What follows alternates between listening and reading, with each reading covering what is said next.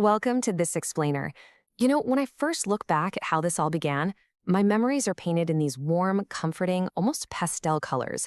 Everything just felt so safe, so calm. But that comfort, it was really just a mask for an incredibly heavy truth that we're about to explore together today. I am your host, but for this specific story, I'm also the subject. I'm stepping into This Explainer using my own voice, the voice of a survivor, to meticulously break down the source material of my very own past.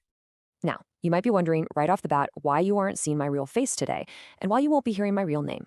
Well, I'm actually hiding my identity because I am right in the middle of a fierce, ongoing court battle, and what's ultimately at stake here is the safety of my kids. The court system has been dragging its feet, to put it mildly, and the case is incredibly sensitive. But, they say secrets have power. Well, mine have held power over me for way too long. So today is really all about reclaiming that power. By turning my toxic past into the structured explainer, I'm hoping to give you the knowledge and the strength to recognize these exact same patterns if they ever show up in your own life. Section 1, the illusion of safety. Let's go back to where it began. I met the father of my boys back in high school. We were just incredibly young, full of those massive sweeping plans for the future that you have at that age. And looking back, I genuinely believed I was methodically building a safe, secure future for us. But to really understand how that illusion was built in the first place, we have to look at the hard data points of our backgrounds. The stark contrast between our backgrounds basically laid the groundwork for everything that followed. I came from what you might call a picture-perfect upbringing. I had close bonds with my siblings, deeply loving parents, and just a total, unwavering sense of security. But his world was absolute chaos. An alcoholic dad, constantly broke, moving around sometimes several times a single year. His grandparents were literally his absolute only rock. And when you're a young girl from a really secure home and you meet someone dealing with that extreme level of instability, it just triggers this massive well of empathy. I completely refused to write him off just because of where he came from. Honestly, my empathy kind of turned into a mission. I wanted to save him. Section 2, Settle Red Flags. Now, despite my deep desire to build a warm, loving home with him, there were definitely early warning signs popping up, but they were the kind of things that are just so easy to rationalize away when you're completely hyper-focused on a goal. These red flags, they are totally textbook. First came the sickening jealousy. A totally normal, casual conversation with another guy could send him into a fit of absolute, explosive rage. It was wild. But the mechanism that kept me locked in was the excuse. Every single time, he would blame his twisted reactions on his rough childhood and his trauma. And he kept it just controlled enough that, well, I accepted it. He kept repeating over and over how desperately he wanted to build the exact same kind of warm, loving home with me that I had growing up. Looking back with the clarity I have today, I can see so clearly that this shared goal was actually the perfect trap.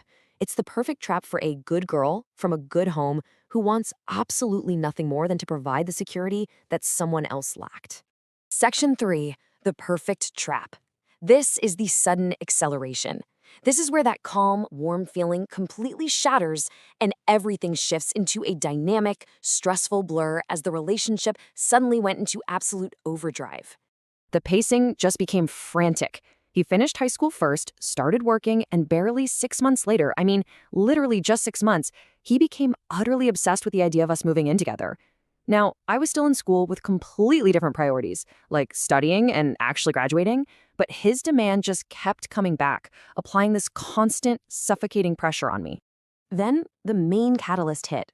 The perfect opportunity just dropped right into our laps.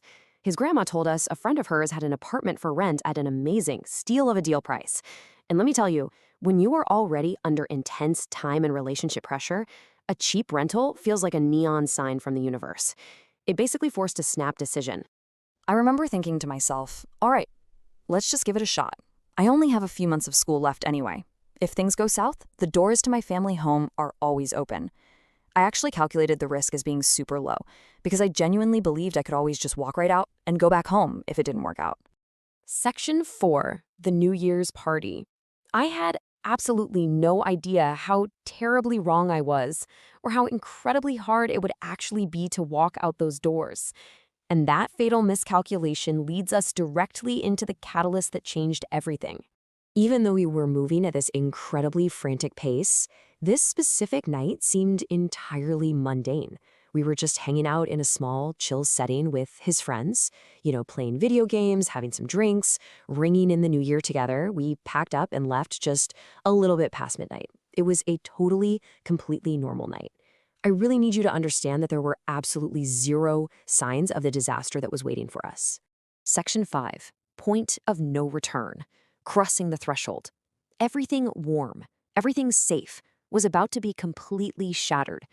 Imagine the sudden, shocking sound of breaking glass and all the color just instantly draining from the room.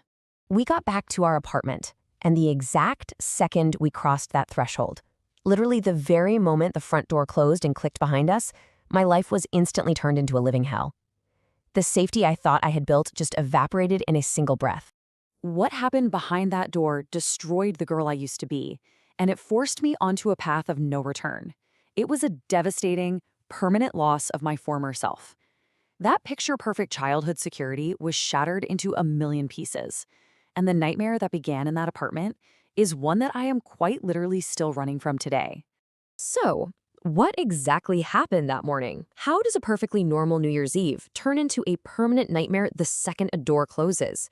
Well, the full truth of what occurred in that apartment needs its own dedicated space to be truly understood, so I am going to dedicate my entire next explainer to answering this exact question. Until then, stay safe, and thank you so much for learning with me.